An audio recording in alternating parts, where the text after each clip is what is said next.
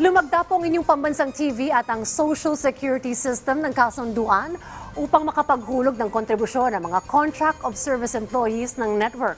Si Alan Francisco sa report. Rise and Shine, Alan. Lumagda sa isang Memorandum of Agreement ang PTV at Social Security System para sa mga Contract of Service o COS ng State Network.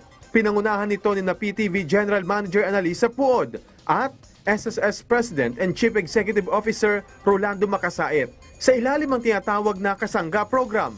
Direktang kakaltasin ng PTV ang kontribusyon ng Contract of Service na empleyado. Pero depende pa rin yan sa kagustuhan ng empleyado.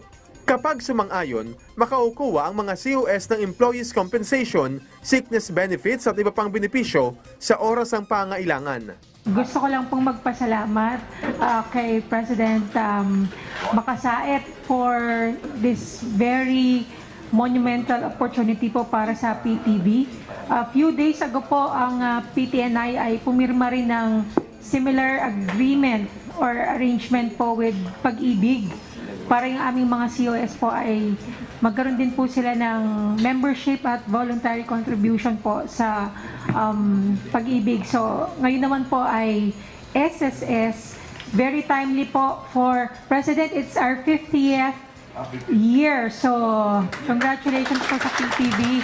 And isa po ito sa mga regalo po namin sa aming mga COS. May partnership kami with PTV4.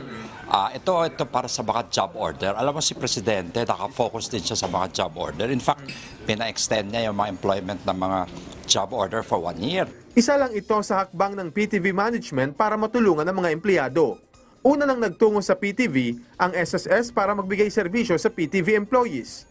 Thank you so much po for opening this opportunity for us. And kanina po kinukwento po ni Judge Agas yung possibility ng contribution subsidy. So yung mga COS po ay makakahanap po tayo ng partner, Alan, na tutulong sa inyo na